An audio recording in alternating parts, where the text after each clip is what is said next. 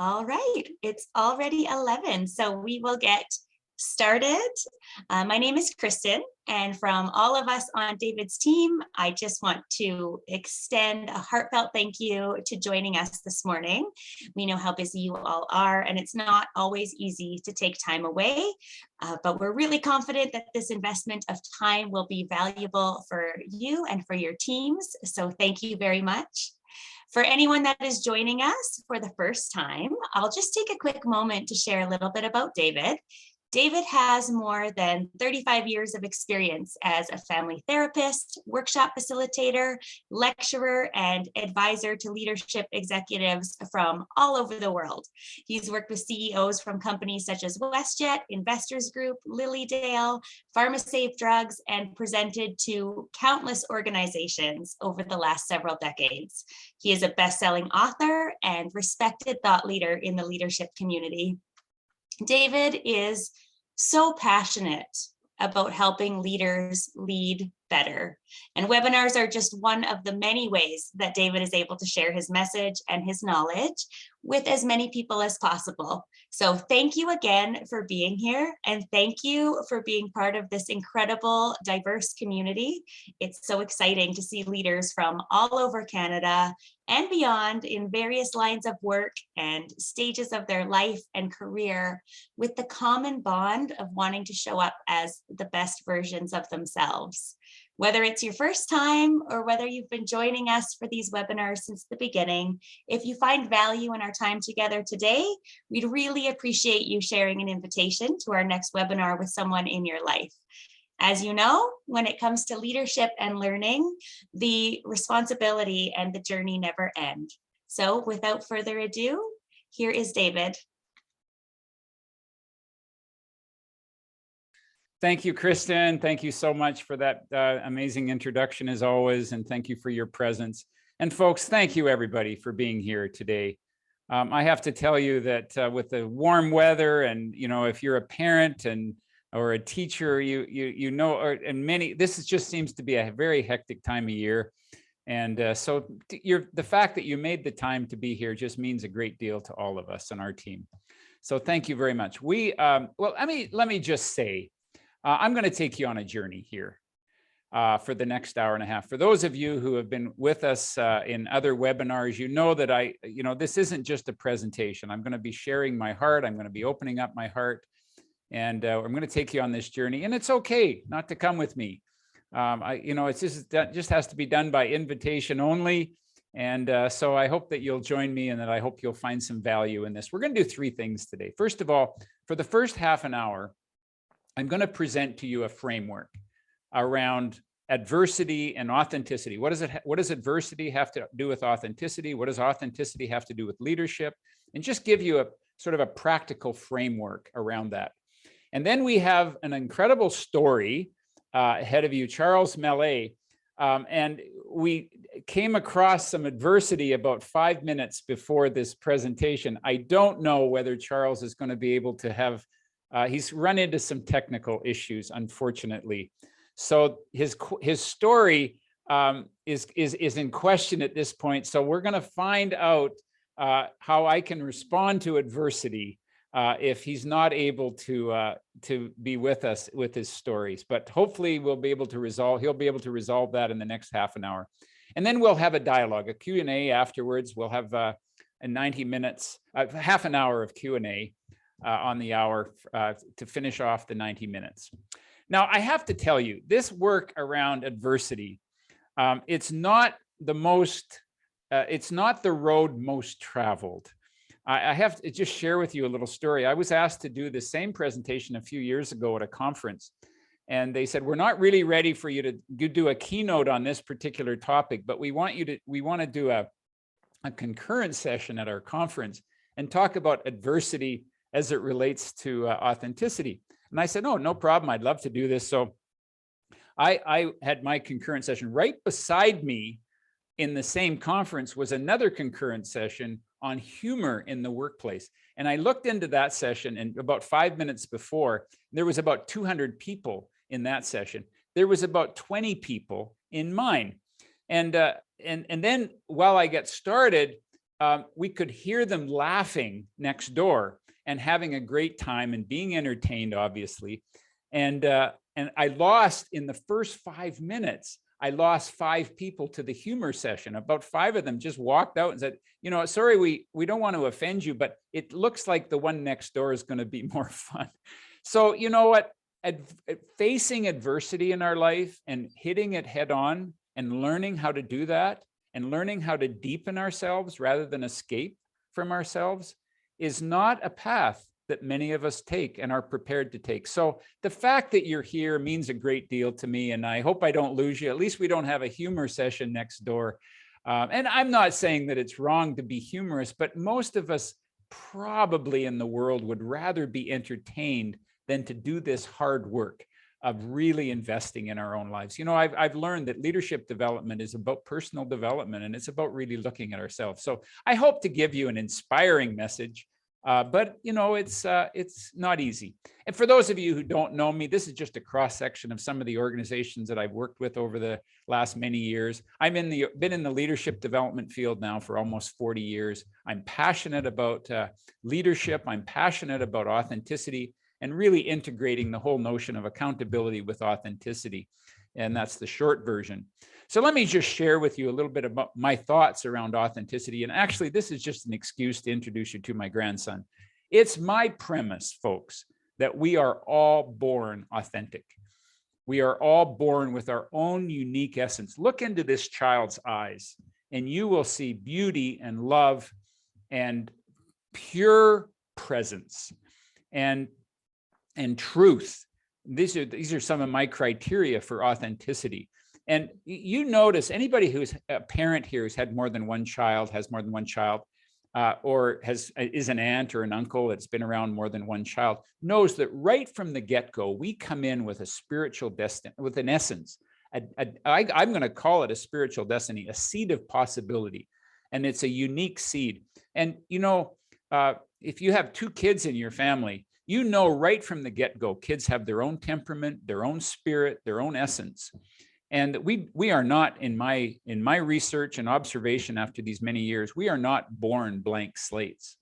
We are born with this essence. But what happens is this: we're born what I call connected to your authentic self, and we're pure authenticity. What happens, though, is that we are often raised in an environment that doesn't know how to support our authenticity. You know, it's a lot easier rather, you know, if you have a child that's learning how to say no, we call it terrible twos because I think it's just terribly inconvenient to have somebody that doesn't follow our path and isn't obedient. And so what we do in the process is if we aren't safe to be authentic, if we aren't able to be raised in an environment of people who can support who we are, what we do is to construct a self in order to survive, and that we disconnect from this authenticity. And it's done as a coping strategy. It's done as a way of surviving the systems that we work in, because our parents are at various degrees of capacity at being able to support their authentic self. You know, how many of us had parents that had courses in how to be authentic and how to support our kids to be authentic and still have healthy boundaries in a family? Very few parents have been raised with that kind of consciousness. And so what we do is that we tend to put we tend to, in our best efforts, show our love to our kids. But when we don't feel safe, we build this construction around ourselves. And so I'm going to ask you, do you want to live and lead more connected to your authenticity? Now, how do you know when you're connected to your authenticity? Very few of us have had the opportunity to really experience what this is. Now, we've done some research around this in recent months. And we've asked people, what is it like to live your life and not be the real you? And this is actually a colleague of mine who asked 922 people just in this last year, what's it like not to live your life and not be the real you? I think we can instinctively know this. And what we hear are these words: it's exhausting, it's depressing, it's sad, it's stressful, lonely, disengaged, empty. These are the words that, and lost, these are the words that describe when you're inauthentic. Authenticity is a lot like beauty. You just know, like you saw in my grandson's eyes, you know when you're in the presence of authenticity. But it's hard to articulate what that is. But when you're removed from yourself, these are the symptoms that you experience. And I know this for myself, that I will experience this. And instead of judging these experiences, the only way for authenticity to grow is in a climate of safety, and in a climate of acceptance. There are fundamental needs that kids have when we come into this world. And if those needs are not able to be met, and this is where my child development background intersects with my leadership development, because those when we're not authentic, when we're not meeting those needs as a child, we will disassociate from our authentic self. Now, what's it like to be yourself in the world? And these are the words that I get from that: happy, confident, joyous, free, inspiring, appreciative, alive. These are words that I hear people describe what it's like to be connected to their authentic self. So, and as an authentic leader, these are what we know, and I can give you lots of research around this, and from my own experience and also my own research, that people, when we're connected to our authentic self and we bring our authentic self and support authenticity in the workplace, so you don't have to leave who you are at the door. You can be who you are. What that does is it creates psychological safety. It earns trust. It inspires energy. It amplifies your impact, your capacity to influence people, and you find meaning and purpose in your life. And so this is the fruit, if you will. This is the benefit of authenticity. And we know from research that when authenticity comes into the workplace and creates your own authenticity, and when you're connected to your own authentic self, and then you inspire the organization to be authentic, these are the results that you get. So that, again, the question becomes, are you willing to go through the process? Do you really want to reach that authenticity? And here's what I would have you reflect on. If you stay in your constructed self, if you're disconnected from your authentic self, what happens is that you're going to hit a red line. You're going to come up against what we call a wake-up call. And here are some examples of that wake-up call. Now, I must tell you that these wake-up calls are not the only path to get authentic. You could find a rich mentor in your upbringing without necessarily having gone through suffering. My path to authenticity has been through suffering and through some of these wake-up calls. But that's not the only path. I want to make that clear. This just happens. Adversity is just one path to your authentic self. But if you come up against adversity, the opportunity is there to say, maybe there's a door that's opening. And I'm getting ahead of myself, but I'm going to talk about that in a second. And if you really care, we're going to talk at the end of this session about my 3-day academy. And, we talk in there, if this calls to you, one of the things that we do is that we talk about, how do we deepen this? And we get into this in much, much more detail. Here's some examples of wake-up calls that we can come up against: an illness, a mental health challenge, death, a death in your family. I know that this was very true for myself in walking my brother through his dying. A divorce, especially if it's unexpected, a layoff, what we call a failure in life, facing an addiction. This pandemic has thrown the world into a lot of reflection and has taken us, that we have this great migration that we're reading about, where millions of people are leaving their jobs now in North America because they're saying, I don't any longer want to sell my soul to the company. I don't any longer want to work 70, 80 hours a week. I want my soul back. And what they're really saying is, I'm connecting with my authentic self. This has been an opportunity to reflect. This pandemic has certainly been a wake-up call for, I hope, as a whole society, or a dark night of the soul where you're just lying in bed and you're wondering, what's the purpose of it all?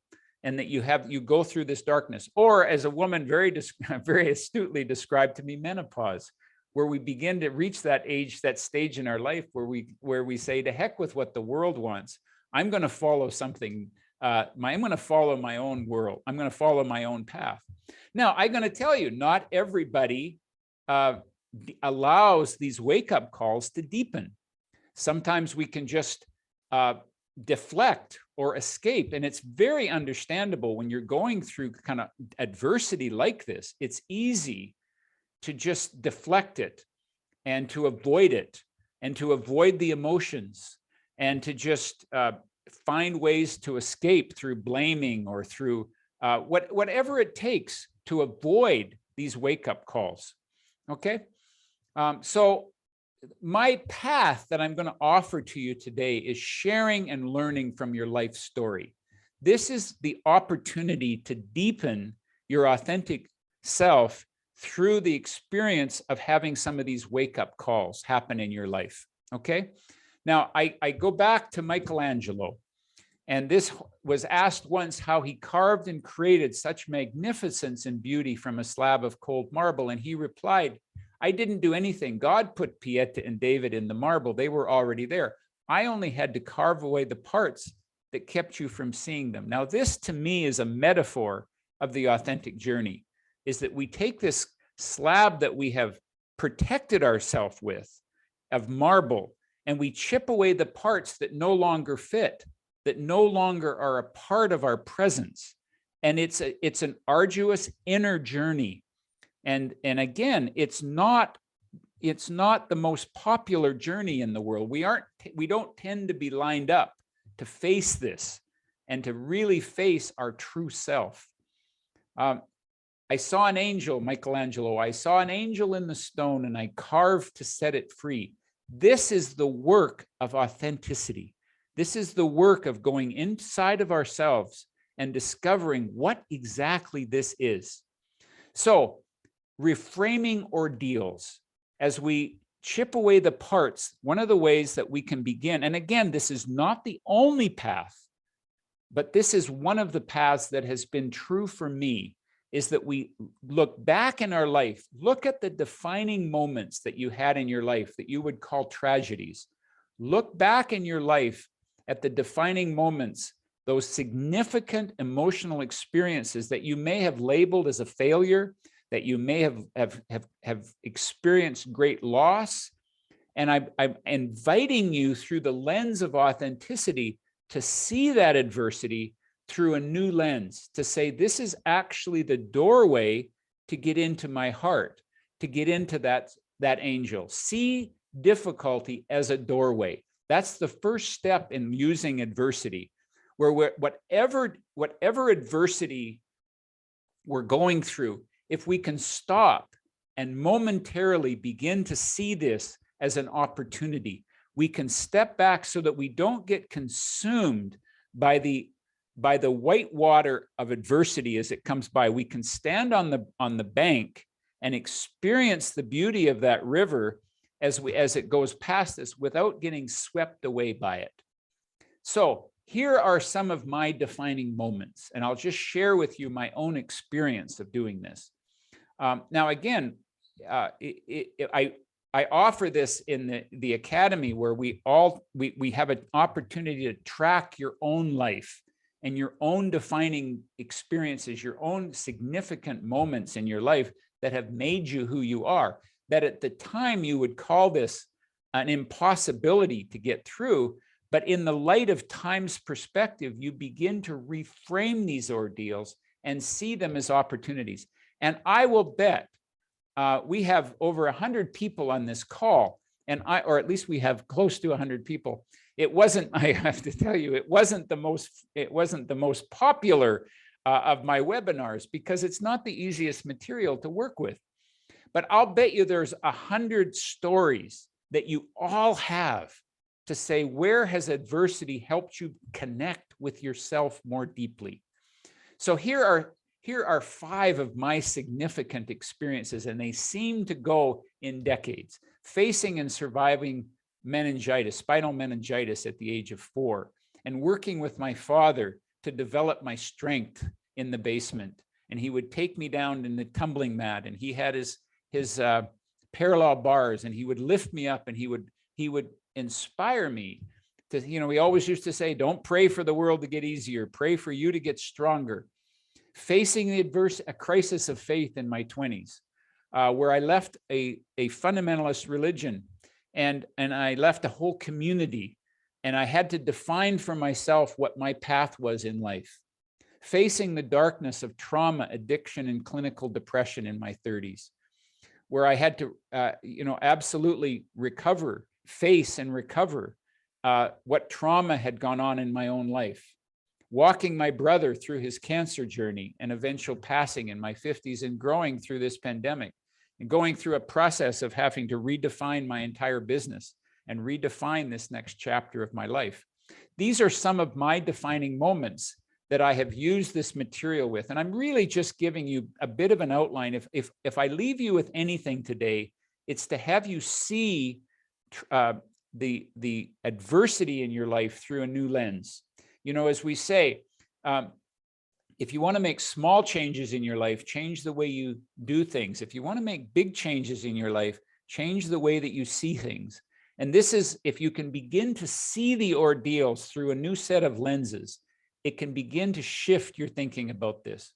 So the authentic journey embraces a time of great difficulty, allowing the pain to break us open so that a stronger, wiser, kinder self can emerge. And the authentic journey views adversity as something wanting to be born. So anywhere along this line, this transition, this transformation from a caterpillar to a butterfly are a series of what you might call adversity through the lens of a caterpillar. That second stage is like mush. Now you could pathologize that and send that stage to a psychiatrist. And I'm not saying there's anything wrong with needing times in our life for psychiatric assistance and support. But what if we could not pathologize these periods of adversity, but to see there's something in me here that wants to be born. And so this is happening for a reason. Or I step into and create my own wake-up calls because something is calling me to something new in life. And the one piece of suggestion that I would ask you to consider is to embrace the hard stuff. We tend to want to escape from it. We tend to avoid it. And my premise here is these are some of the hard stuff, if you will, that you go through in the time of adversity. First of all, grief. And I would really be precise about all of these. The more precise and the more you lean into it, and it's counterintuitive because it's human nature to avoid grief, to avoid funerals, to avoid the pain, because we want to keep it positive. Now, I'm not saying that it's not healthy to have a balance between the grief and the joy and the gratitude, but I'm suggesting to you, where in your life might you be avoiding the hard stuff? And we all get into this. How do we avoid it? Through addiction, through turning to some substance, to avoiding it. So I would suggest take an inventory. For example, take an adversity that's happened to you in the last year to 2 years. Could just be the pandemic is enough of an adversity. There isn't a person on this call that hasn't experienced some loss in the face of this pandemic. What specifically are you losing? What have you lost? What have you given up? When you are dealing with the grief of a parent, the grief of a close loved one in your life, what specifically are you losing? It's one thing to cry. It's another thing to just identify very clearly what precisely are you letting go of. Your fears. What often happens is that we have this pervasive sense of anxiety that we walk around the world with, particularly in this time. And we have all kinds of ways of escaping from that fear. But if you could if you could just stop and really say, all anxiety is really fear. What precisely are you afraid of? What precisely are you afraid of? Are you afraid of getting sick? Are you afraid of getting somebody else sick? Are you afraid of losing your freedoms? Whatever that fear is, face it and be with it and lean into it. The more you lean into these emotions, the hard stuff, the closer and more connected you get to authenticity. Self-doubt. I have always said for years, I don't trust anybody that doesn't experience some self-doubt, because we all experience self-doubt, but can we admit it? What trauma have you had in your life? What resentments are you holding on to? If begin to work with this material and lean into it, then we begin to open the door to our authentic self. We say in the trauma literature, look the dragon in the eye. Don't be afraid to face it honestly, okay? My mother in her will, well, actually in her journal rather, she had this statement. Many of you have heard me read this statement. Every parent, no matter how hard they try, will be both a blessing and a curse to their children. There isn't a parent in this call that that wouldn't understand that statement. My hope is that my children will appreciate the blessing, if not immediately, then later in life, and perhaps more importantly, that they will take the curse and, like an oyster irritated by a grain of sand, over time, use it as a catalyst to build layers of character and understanding, thus producing a pearl. So this is our work, and it isn't just the pain of parenting, it's the pain of our life. How the task is to embrace it fully so that we can begin to see the possibility. And at the time, it seems like we're going through the tortures of the damned and that we'll never get through this. But if we can begin to step back far enough to recognize, I'm going to embrace it, but I'm also going to balance it with the vision that I know if I just stay present to it, paradoxically, I will get through it. My dad, who suffered mental illness in his life, and I inherited the gift of his depression, would go through he went through several breakdowns and ended up in psychiatric units as he grew up, as he raised us. And he would always say, I remember, every breakdown is actually a breakthrough. The only way through this is to go through it. And I judged him a great deal as a kid, and I was very harsh on him. And it wasn't until after his passing that I began to realize the gift that he was giving me. He had a journal, and he would converse with his depression. And so he would write a letter to his depression. He would name it as a part of himself. And he would write a letter to his depression. And then he would be his depression and write a letter back. And then he would have these dialogues. And he used his depression to deepen himself. I don't know that he would have used those words around connecting to his authentic self, but I can tell you the impact that he had on my life because he had the courage to face his humanity. And what I am really inviting you to look at is to consider embracing the humanity through compassion through this.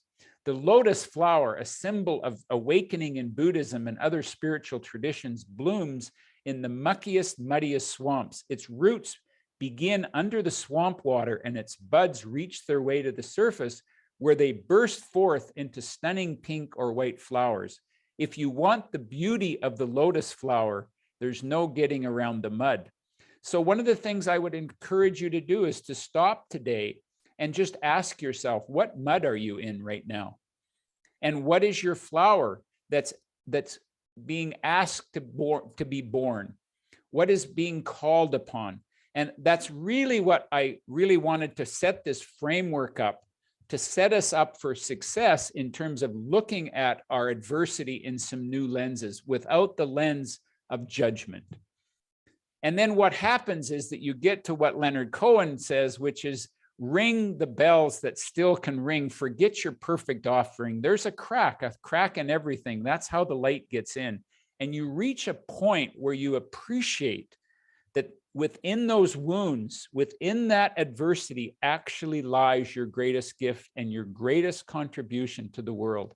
If you will follow that down into it, you will follow it and not protect yourself from those cracks, you'll begin to see that the imperfection and the humanness that can come out of it is your greatest blessing, and that you turn that pain into a pearl. And you begin to see that all of this broken glass and all of the brokenness within us is actually emerging into some kind of a mosaic, a pattern of which something again is asking us to be born. Now, I want to share with you the one last point around this, and that is the gift of community. I don't know how you can get through any kind of adversity without the gift of community that will help guide you to your own voice.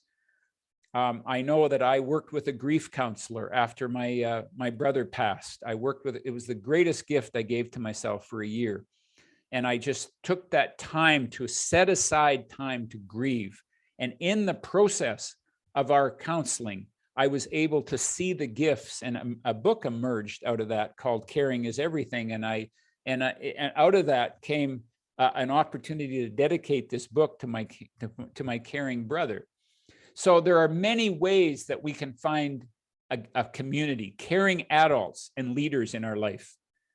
You know, we have to create a space for a transformation to occur from adversity to a gift. Requires the space through acceptance and through compassion, confidants, guides, therapists, coaches, mentors, spiritual directors, recovery groups, peer mentoring group, which is what we offer through our organization, where we really take peers together and say, how do we allow whatever is going on in our life to deepen our authentic presence? And so I just don't know how to do this without some kind of a community to hold you to the fire, that will hold yourself accountable and guide you to your own truth, to keep you on that track of guiding you to yourself. And my definition of a community is that they're going to guide you to your own voice.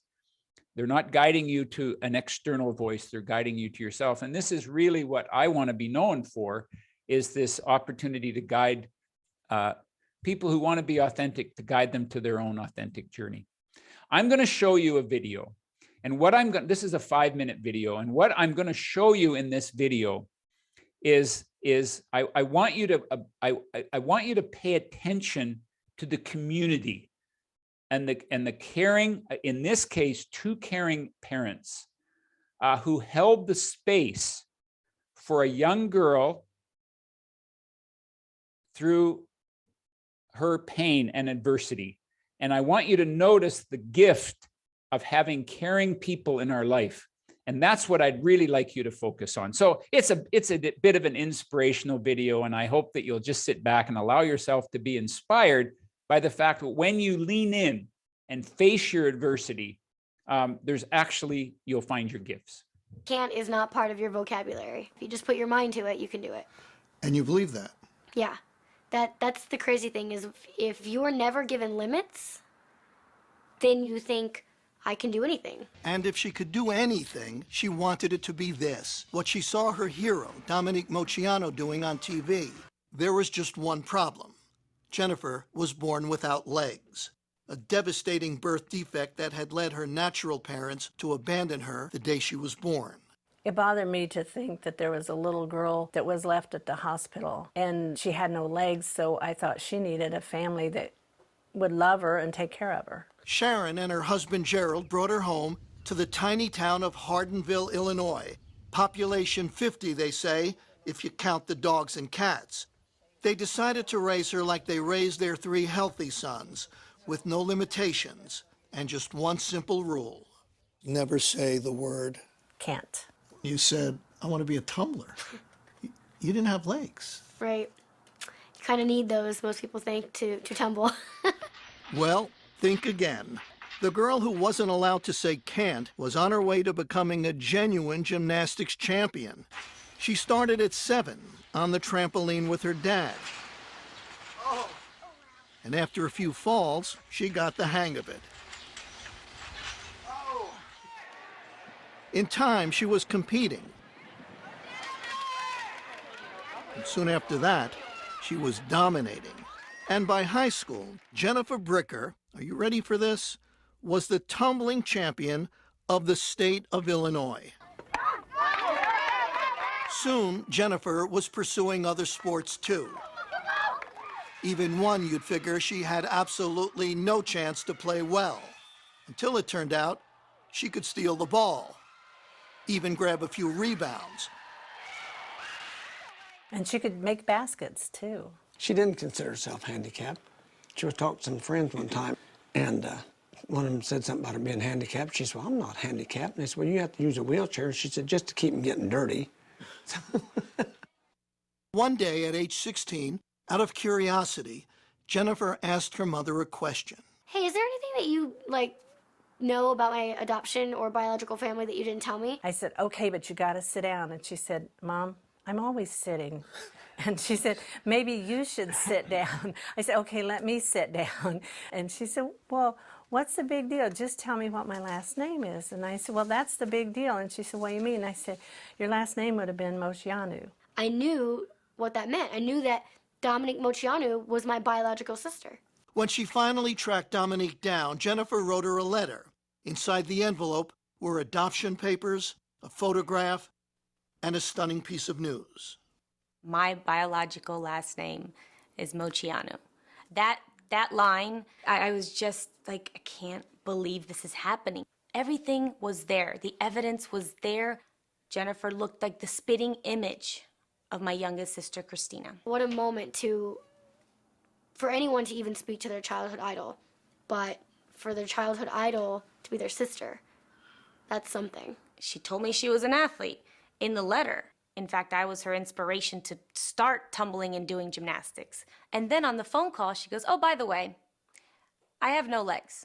I mean, she's like, wait a minute, didn't you just tell me that you're an acrobat and you did all these sports? And I could just hear the wheels turning, and Yeah. And I said, who is this girl? Oh my gosh. How did she have this attitude to persevere in life and overcome every obstacle? And she's my sister. Jennifer has moved out to Hollywood. Where else if you want to be a star? She drives a specially equipped car and lives a normal, independent life. And she's earning a living. How else? As a gymnast. She's an acrobat who has toured with Britney Spears. And now she's training for a classical performance at New York's Lincoln Center. We got to go to Ohio and got to watch her perform. The audience just went crazy. They stood up and they were whistling and screaming and clapping and all this, and I was blubbering. I was sobbing because it was so beautiful, and it's like, oh my goodness, that's my baby. The baby who was taught early on never to say the word can't.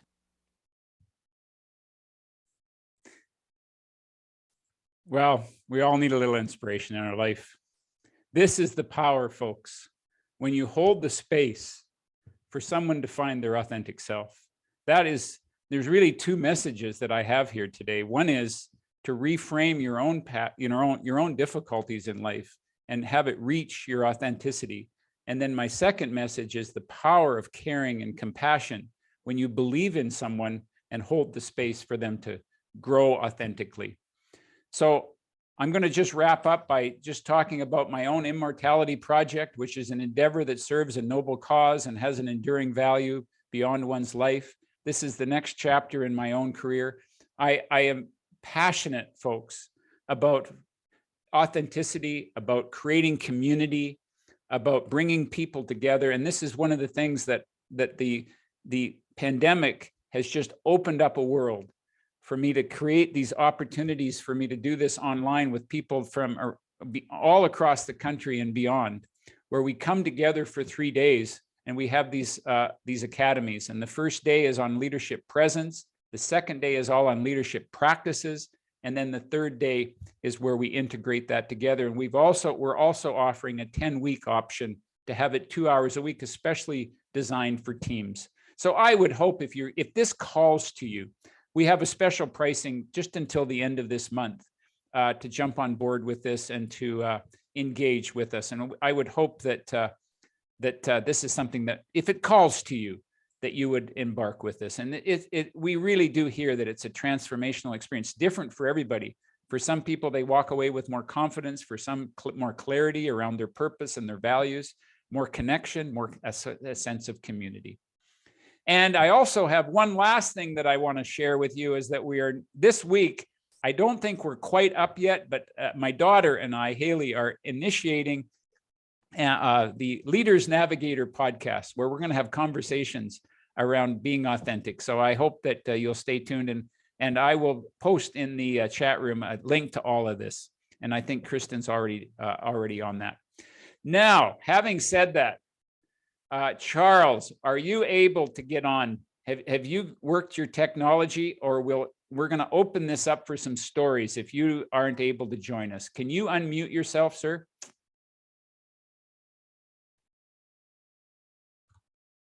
It looks like not. All right. So on that note, folks, what I'm going to do